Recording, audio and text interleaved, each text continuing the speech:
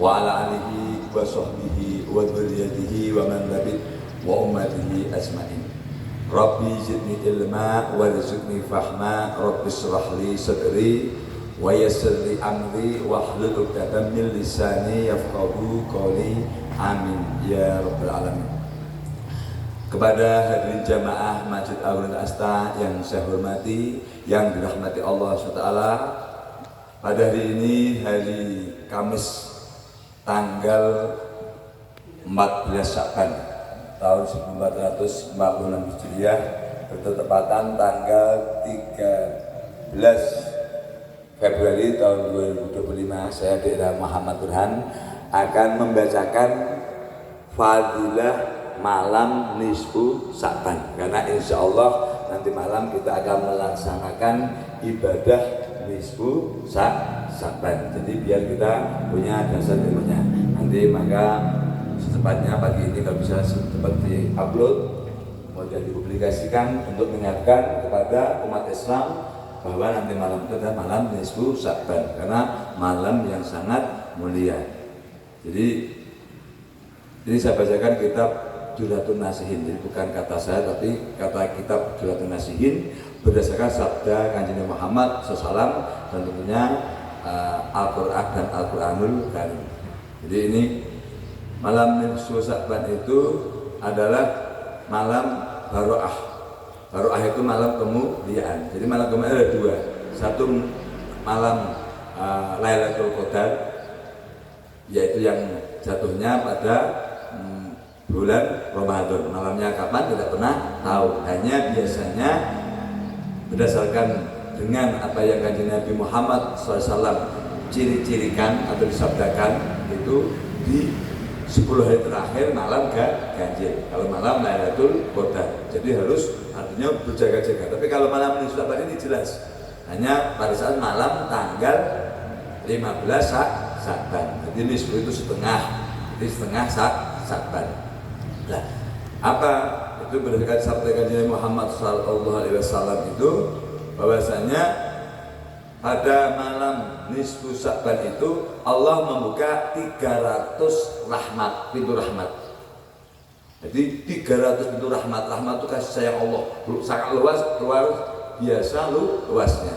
Makanya intinya saja ya, sabda Kanjeng Nabi Muhammad, pada saat malam itu Allah itu turun ke bumi, kemudian mengampuni siapapun orang yang mohon ampun pada malam itu, menerima tobat siapapun orang yang bertobat pada malam itu, kemudian mengabulkan apapun hajatnya, hajat kebaikan ya, yang berdoa pada saat malam itu.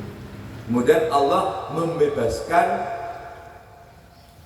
orang-orang yang di dalam neraka yang didoakan oleh para ahli warisnya di dunia selama dia tidak musyrik. Tapi kalau maaf kita punya leluhur yang masih Islam, banyak dosanya, kemudian kita menjadi syafaatnya, kita mendoakan pada malam itu untuk orang tua kita, itu Allah membebaskan dari siksa. Jadi luar biasa malam nisfu Sya'ban ini.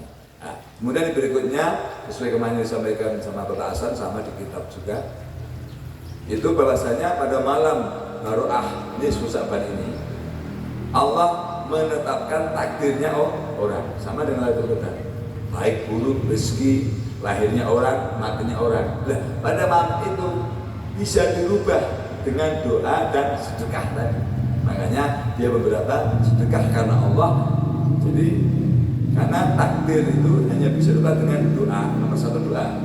Nah, kemudian termasuk ada waktu istijabah, yaitu pada malam baroah nisfu Sya'ban. Kemudian disempurnakan dengan sedekah sesuai dengan pengorbanannya, kemampuannya masing-masing, itu sempurna. Nah, jadi itu keutamaan, keistimewaan bulan malam nisfu Sya'ban. Kemudian apa amaliyah? Jadi amalan-amalan pada saat malam nisfu Sya'ban ini hadis Kanjeng Nabi Muhammad sallallahu alaihi wasallam. Jadi antaranya idza kanat lailatul nisfu min Sya'bani faqumu lailaha wa sumunaha roha fa inna Allah ta'ala yanzilu fi tilka lailati ila sama'i dunya inda ghurubi syamsi fayaqul hal min sa'ili fa'u'tiyahu su'alahu hal min mustaghfirin faghfir lahu wa hal min rizkin farzuqahu hatta yaqlu'a fajr. Ini dari Sayyidina Ali radhiyallahu anhu, itu sangat dekat, tidak mungkin hadis ini salah karena dari Sayyidina Ali menyampaikan Nabi Muhammad SAW bersabda, ketika masuk malam nisfu Sa'ban, tegaklah melakukan sholat di malam hari. Makanya tak ajak sholat, tegaklah melakukan sholat di malam hari dan puasalah di siang hari. Sebab Allah SWT turun pada malam itu ke langit dunia yang saya sebutkan tadi. Ketika matahari terbenam, Allah berfirman, adakah orang yang suka memohon, pasti aku memberinya. Di pada malam itu kalau memohon pasti diberinya. Adakah orang yang beristighfar, pasti aku mengampuninya. Dan adakah orang yang minta rezeki, pasti aku memberinya. Sampai terbitnya fajar. Makanya kalau bagi ulama-ulama salaf, orang yang orang khas itu orang yang memang luar biasa ibadahnya, seperti bapak saya itu, nyata bapak saya itu kalau ya tidak malam Sa'ban aja, kalau malam biasa saja bapak saya itu tahajud dari setengah 3 rata-rata, bacanya Al-Baqarah, Yasin, Waqiah, Tabarok. Tapi kalau jadi imam, kuliah ya kafirun, Anas, itu yang benar begitu. Jadi sholat sendiri panjang, tapi kalau sholat pendek, kalau sholat berjamaah sholatnya pendek. Jadi kalau yang kuat minimal kita nanti habis maghrib sampai isya. Karena kalau kita mungkin kan ya sederhana saja, tapi yang penting beribadah pada malam nisfu Sa'ban. Itu ini hadis bukan saya. Kemudian hadis satu lagi saya bacakan.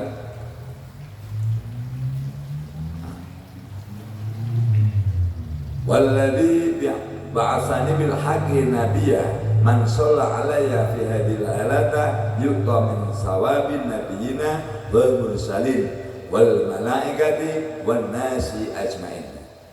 Demi Allah yang telah mengutusku sebagai nabi. Ini sabda kanjeng Nabi. Ini dari Ibnu Mas'ud. Ibnu Mas'ud sangat dekat. Ibnu Mas'ud itu orang yang membunuh Abu Jahal. Jadi tidak mungkin bohong karena sangat dekat sama kanjeng Nabi. Demi Allah yang telah mengutusku sebagai Nabi, siapa bersolawat kepadaku pada malam nisfu Sa'ban, maka diberi pahala sejumlah pahala para nabi dan rasul serta para malaikat dan umat manusia semuanya. Maka inilah keutamaan kita malam nisfu Sa'ban. Jadi itu yang saya sampaikan. Jadi setiap apa yang kita lakukan ibadah itu punya dasar ilmu pengetahuannya, tidak kata.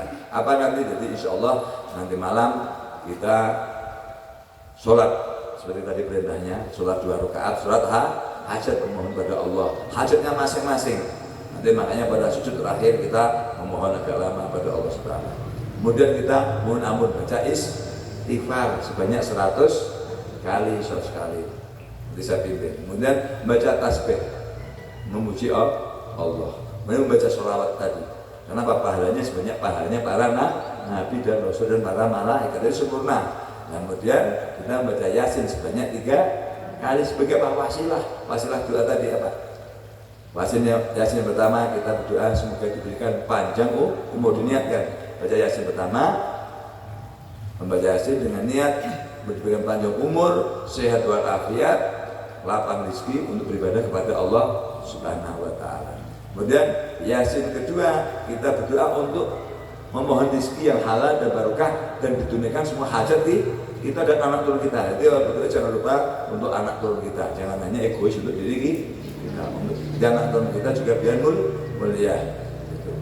Kemudian yang ketiga adalah berdoa membaca Yasin untuk wasilah biar kita diberikan tetap iman, Islam, ihsan, husnul khotimah saya nanti jadi sempurnalah. Nah itu, kemudian nanti terakhir membaca doa nisfu Sa'ban. Nanti sama Pak Hasan sudah ditulis, kemudian nanti akan difoto, kopi, dibagikan Bapak Ibu semuanya. Memang ada khusus doanya nisfu Sa'ban. Sa'ban. Jadi itu yang saya sampaikan, pendek, bisa dipahami insya Allah, nanti insya Allah bisa kita amalkan. Semua kebenaran ini dasarnya dari Allah SWT, berdasarkan dan Al-Quran dan Sunnah Kanjeng Nabi Muhammad SAW. Semoga Allah selalu merahmati, meridhoi kita semuanya. Mohon maaf segala kesalahan kekurangan. Billahi hidayah. Wassalamualaikum warahmatullahi wabarakatuh.